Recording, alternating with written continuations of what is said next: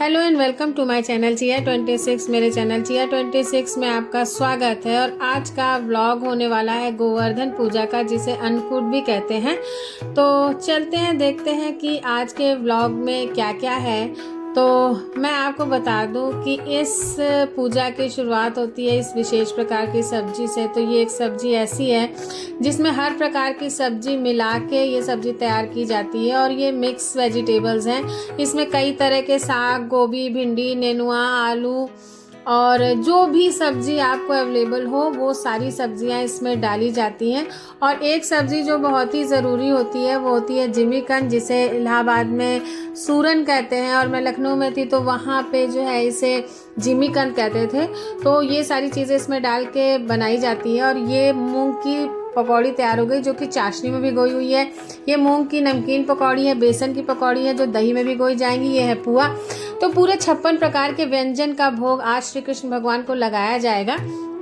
और इन 56 प्रकार के भोग को लगाने के पीछे 3 मान्यताएं मुझे पता है, मतलब मेरी जानकारी में 3 मान्यताएं मैंने सुनी हुई है। एक तो ये कि आज के दिन जब इंद्रदेव भारी वर्षा कर रहे थे ब्रज में और ब्रजवासी परेशान हो गए थे, तो श्री कृष्ण भगवान ने गोवर्धन पर्वत को उठा के ब्रज को वर्षा से बचाया था। तो इस वजह से ब्रजवासियों ने उनको 56 भोग लगाए थे, 56 भोग खिलाए थे। तो इसलिए 56 भोग लगाने की एक परंपरा है। दूसरा ये कि माता यशोदा श्री कृष्ण भगवान को 7 दिन में 8 प्रहर के हिसाब से 56 प्रकार के भोजन कराती थी। तो इसलिए 56 भोग लगाया जाता है। और तीसरी मान्यता जो है वो ये है कि आज के दिन श्री कृष्ण भगवान पद्मासन में विराजमान होते हैं। और पद्मासन 3 भागों में बना होता है। पहले भाग में 8 पंखुड़ियां, दूसरे में 16 और तीसरे में 32 पंखुड़ियां होती है। इस हिसाब से 56 भोग लगाया जाता है। तो ये 3 मान्यताएं हैं।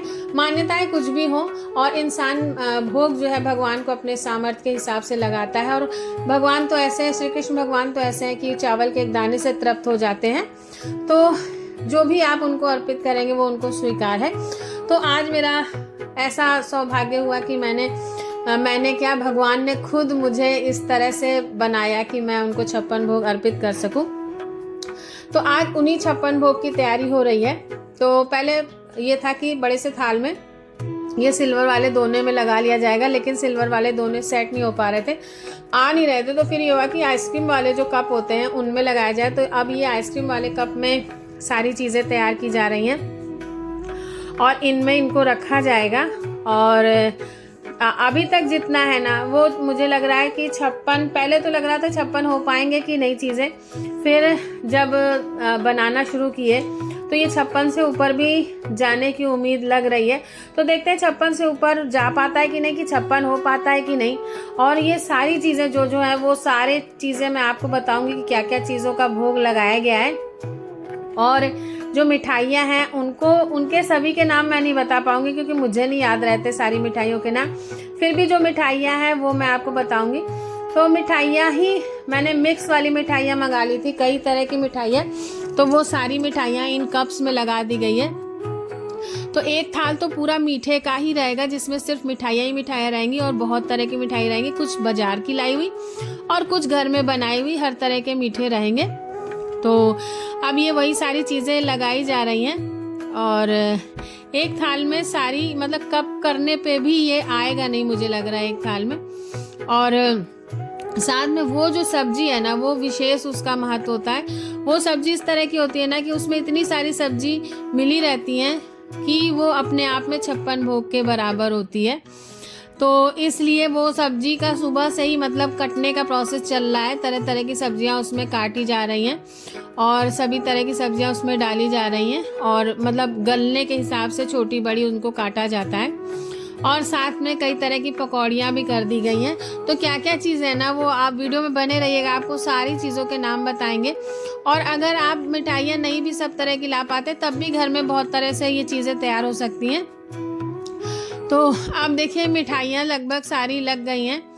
और लगभग मुझे लग रहा है 1.5 किलो के करीब मिठाई आई थी। 1.5 किलो के मिठाई में मतलब आधा किलो थोड़ी महंगी वाली मिठाई थी और 1 किलो थोड़ी सस्ती वाली मिठाई थी, मतलब खोए की और बेसन वाली मिठाइयाँ जो थी, और एक में काजू और बादाम इस तरह की चीज़ें थी।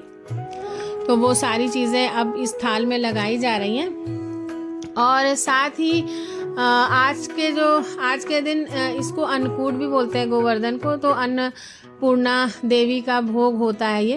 और लोग अपने आंगन में गोबर से गोवर्धन महाराज जी की वो फोटो टाइप की बनाते हैं, मतलब गोबर को ज़मीन पे बनाते हैं। बट वो मेरे यहाँ नहीं बनता है और हम लोग श्री कृष्ण भगवान को ही भोग लगाते हैं। जो हमारे लड्डू गोपाल हैं उन्हीं को भोग लगाते हैं। और अभी सारी चीज़ें सजाई जा रही हैं। और मतलब सबसे ज़्यादा मुझे लग रहा है मिठाइयों से ज़्यादा तो ये दिक्कत हो रही है कि थाल में सबको सेट कैसे किया जाए, क्योंकि इसको लेके जाना है ऊपर, क्योंकि हमारा मंदिर है ऊपर और सारी चीज़ें एक साथ ऊपर चली जाएं ये ज़्यादा ज़रूरी है। तो इसलिए इनको इस तरीके से सेट किया जा रहा है। तो एक थाल भर गया है। अब ये चीज़ें वो हैं जो घर में बनी हुई हैं और इसमें कुछ चीज़ें मीठी हैं, कुछ चीज़ें नमकीन हैं। तो ये वो सारी चीज़ें लगाई जा रही हैं। तो इसमें भी आप देख रहे हैं कि कई तरह के व्यंजन हैं जो घर में बने और सब चीज़ थोड़ी थोड़ी बनाई गई है, नहीं कि सब चीज़ बहुत ज़्यादा बनाई गई है। और कढ़ी चावल ये सब तो पूरा ज़्यादा बनाया गया है, लेकिन बाकी चीज़ें थोड़ी थोड़ी ही बनाई गई हैं कि मतलब भोग के लिए हो जाएं। और मिठाइयाँ अगर आप इतनी नहीं भी लाएंगे ना तब भी भोग अच्छे से तैयार हो जाता है। और ये बीच की जगह मैंने सजा दी है वो उस विशेष प्रकार की सब्जी के लिए। और अब उसी का इंतज़ार हो रहा है कि वो सब्जी आ जाए तो यहाँ पे बीच में रख दिया जाए, फिर चला जाए ऊपर, वहाँ पे भगवान का भोग लगाया जाए। तो ये देखिए 2 थाल बन के तैयार हो गए हैं। और इसमें कुछ चीज़ें घर की बनी हुई भी हैं और कुछ चीज़ें मिठाइयाँ बाहर की हैं, दुकान से ली हुई हैं। और ये देखिए अब पूरी थाली तैयार हो गई, बस उस सब्जी का इंतज़ार हो रहा है। वो सब्जी जो है बन के रेडी हो जाए बस। तो अब इंतज़ार ख़त्म, ये सब्जी बन के तैयार हो गई है। और इसको रखते हैं बीच में और फिर चलते हैं थाल लेके ऊपर मंदिर में, जहाँ पे हमारे लड्डू गोपाल जी विराजमान हैं, उनको ये लगाया जाएगा भोग। तो चलते हैं आगे।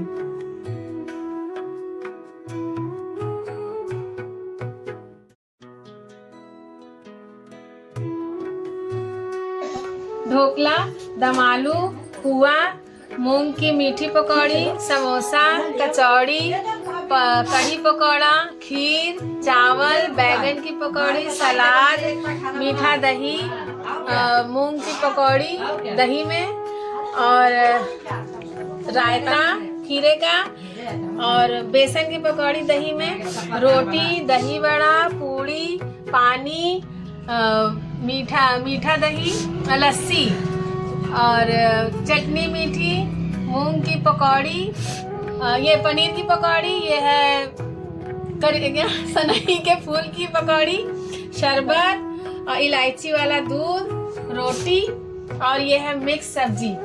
अब इधर आते हैं, ये सारी मिठाइयाँ हैं तरह तरह की, जिसमें बालूशाही है, कलाकंद है, मेवे के लड्डू, रसगुल्ला का, ये ब्राउन वाली बर्फी, और चॉकलेट बर्फी, गुजिया, और बादाम बर्फी, काजू बर्फी, और ये कई तरह की बर्फी है, काजू की तरह तरह की बर्फी है, पान वाली बर्फी है, और ये भी काजू की है, ये भी काजू, छेना, मेवे के लड्डू, ये काजू क्या है, काजू बर्फी, और फिर ये मैदा की मिठाई है, ये तरह तरह के छेने हैं, ये गुलगुला है, और ये मीठे चावल हैं। बस बहुत तरह की मिठाइयाँ हैं। और अब सभी चीज़ें ऊपर आ गई हैं और अब तुलसी दल और गंगा जल से भगवान का भोग लगाया जाएगा। तो यहाँ पे हमारी तुलसी और हमारे शनिदेव दोनों विराजमान हैं, साथ में लड्डू गोपाल जी भी हैं। और इन सभी चीज़ों का भोग लगाया जाएगा और वापस जो चीज़ें घर में बनी हैं उन सब में पलट दिया जाएगा, ताकि सभी जो है प्रसाद हो जाए।